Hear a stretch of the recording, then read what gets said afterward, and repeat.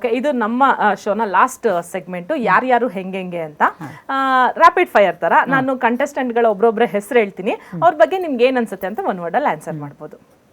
Okay, ರೆಡಿನಾ? ಸರಿ. First Yamuna. ನಿಜವಾಗ್ಲೂ ಶಿಸ್ತಿನ ಸಿಪಾಯಿ ಆಗಿದ್ದ ಹೆಣ್ಮಗಳು, ಇವತ್ತಿನ ಹೆಣ್ಮಕ್ಳಿಗೆಲ್ಲ ಮಾದರಿ. ಓಕೆ, ಜಗದೀಶ್.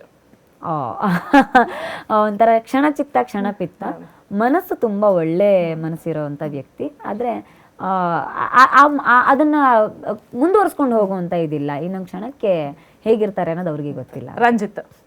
ಅದ್ಭುತ ವ್ಯಕ್ತಿ, ನಾನು ನೋಡಿದ ಅದ್ಭುತ. ನಂಗೊಬ್ಬ ಒಳ್ಳೆ ಅಣ್ಣ,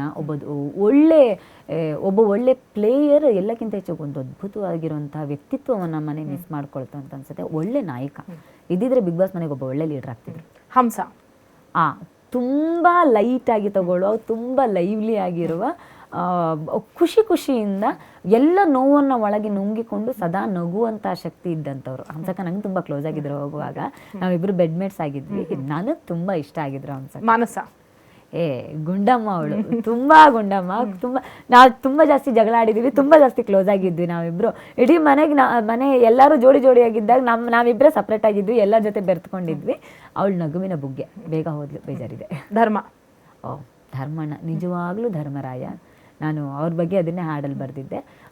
ಕಲಿಯುಗದಲ್ಲಿ ಒಬ್ಬ ಧರ್ಮರಾಯ ಇರಬಹುದು ಅಂತಾದರೆ ಒಬ್ಬ ಹೀಗೂ ಇರಬಹುದಾ, ಅರೆ ಇಷ್ಟು ಒಳ್ಳೆಯವರು ಇರ್ತಾರ ಅನ್ನೋ ಪ್ರಶ್ನೆಯನ್ನು ಹುಟ್ಟು ಹಾಕಬಲ್ಲಂತ ಅದ್ಭುತ ವ್ಯಕ್ತಿ. ಅನುಷಾ. ಅವಳು ತುಂಬ ಸ್ವೀಟ್ ಹಾರ್ಟು, ತುಂಬ ಜಿನಾಯಿನ್ ಹುಡುಗಿ, ತುಂಬ ಪ್ರಾಮಾಣಿಕ ಹುಡುಗಿ, ಎಲ್ಲರಿಗೂ ಪ್ರೀತಿಯನ್ನಷ್ಟೇ ಹಂಚುವಂಥ ಹುಡುಗಿ. ತುಂಬ ಅವಳ ಮುಖದ ಸೌಂದರ್ಯ ಮನಸ್ಸಿನ ಒಳಗೂ ಇದೆ. ಶಿಷ್ಯರು. ಅಣ್ಣ ಅನ್ನೋ ಒಂದು ಪದ ಸಾಕು ಅನ್ಸುತ್ತೆ. ನಾನು ಅವ್ರಿಗೆ ಎಲ್ಲಕ್ಕಿಂತ ಮೇಲಿನ ಸ್ಥಾನ ಕೊಡ್ತೀನಿ. ಯಾಕಂದರೆ ಅವ್ರು ಯಾವಾಗಲೂ ನನ್ನ ತಲೆ ಮೇಲೆ ಕೈ ಇಟ್ಟು ಕಂದ ಅಂತ ಕರೆಯುವಾಗ, ಅರೆ ಯಾವುದೋ ಜನ್ಮದಲ್ಲಿ ಒಡಹುಟ್ಟದ ಅಣ್ಣ ತಂಗಿ ಆಗಿದ್ವೇನೋ ಅನ್ನೋ ಥರದೊಂದು ಭಾವನೆ ಇತ್ತು. ಅದನ್ನು ಜೀವನ ಪರ್ಯಂತ ಕಂಟಿನ್ಯೂ ಮಾಡಿ. ಗೋಲ್ಡ್ ಸುರೇಶ್. ಅದ್ಭುತ ವ್ಯಕ್ತಿ. ಮೈ ಮೇಲೆ ಮಾತ್ರ ಗೋಲ್ಡ್ ಇಲ್ಲ, ಮನಸ್ಸಿನೊಳಗೂ ಗೋಲ್ಡ್ ಇದೆ. ಮಾತು ಒರಟು ಅಷ್ಟೇ, ಮಾತು ಒರಟಾಗಿತ್ತು. ತುಂಬ ಅದನ್ನು ಹೇಳೋ ರೀತಿ ಅವ್ರಿಗೆ ಗೊತ್ತಾಗ್ತಿರ್ಲಿಲ್ಲ ಅನ್ನೋದು ಬಿಟ್ಟರೆ ಒಳ್ಳೆ ವ್ಯಕ್ತಿ, ತುಂಬ ಒಳ್ಳೆ ವ್ಯಕ್ತಿ. ಐಶ್ವರ್ಯ. ಒಳ್ಳೆ ಹುಡುಗಿ, ಬದುಕಿನಲ್ಲಿ ತುಂಬ ಸಂಕಷ್ಟಗಳನ್ನು ಎದುರಿಸ್ಕೊಂಡು ಬಂದಿರೋಂಥ ಹುಡುಗಿ, ಗಟ್ಟಿಗಿತ್ತಿಯಾಗಿದ್ದವಳು, ತುಂಬ ಚೆನ್ನಾಗಿ ಆಡ್ತಿದ್ಲು, ಗಟ್ಟಿಗಿತ್ತಿ ಆಗಿರ್ತಾಳೆ ಕೂಡ ಯಾವತ್ತು. ಓಕೆ, ಧನ್ರಾಜ್. ನಗು ಅನ್ನೋದು ಅವರ ಶಕ್ತಿ. ನಗಿಸ್ತಾರೆ ಮತ್ತು ಗೊಂದಲಗಳಿಂದ ಆಚೆಗೆ ಬಿಗ್ ಬಾಸ್ ಮನೆಗೆ ಬಂದು ಅವ್ರು ಗಟ್ಟಿಯಾಗಿದ್ದಾರೆ, ಧೈರ್ಯ ತಗೊಂಡಿದ್ದಾರೆ ಅನ್ನೋದು ಖುಷಿ. ಹನುಮಂತು. ಇದ್ದದನ್ನು ಇದ್ದಾಗೆ ಇರುವಂಥ ಕನ್ನಡಿ ಅಂತ ವ್ಯಕ್ತಿತ್ವ. ಯಾರ ಬಗ್ಗೆನೂ ಯೋಚನೆ ಮಾಡೋದಿಲ್ಲ, ಕನ್ನಡಿಯಲ್ಲಿ ಹೇಗೆ ಕಾಣುತ್ತೋ ಹಾಗೆ ಇರಬೇಕು ಅಂತ ಯೋಚನೆ ಮಾಡ್ತಾನೆ. ಒಳ್ಳೆ ಹುಡುಗ. ಗೌತಮಿ. ಪಾಸಿಟಿವಿಟಿ ಅನ್ನುವಂಥ ವಿಚಾರ ಬಂದಾಗ ಅವರೆಷ್ಟು ಪಾಸಿಟಿವ್ ಆಗಿದ್ದಾರೆ ಅನ್ನೋದ್ರ ಬಗ್ಗೆ ಅವ್ರು ಒಂಚೂರು ಪ್ರಶ್ನೆಗಳನ್ನು ಹಾಕ್ಕೊಳ್ಬೇಕು. ಅದ್ರ ಬಗ್ಗೆ ಒಂದಷ್ಟು ಸ್ಪಷ್ಟನೆಗಳನ್ನು ಅವ್ರು ತಗೊಳ್ಬೇಕು ಅಂತ ಅನ್ಸುತ್ತೆ. ಅದರಿಂದ ಆಚೆಗೆ ತುಂಬ ಶಾಂತ ಸ್ವಭಾವವನ್ನು ರೂಢಿಸ್ಕೊಂಡಿದ್ದಾರೆ. ಆ ತಾಳ್ಮೆನ ಗಳಿಸೋದು ಬಹಳ ಕಷ್ಟ. ಮಂಜಣ್ಣ ಆಟದ ಹಾದಿ ತಪ್ಪಿರಬಹುದು, ಆದರೆ ಮನುಷ್ಯ ಒಳ್ಳೆಯವರೇ. ಮಾತು ಹೊರಟಾದ ತಕ್ಷಣ ಅವ್ರು ಹಾಗೆ ಇರಬೇಕು ಅಂತಿಲ್ಲ.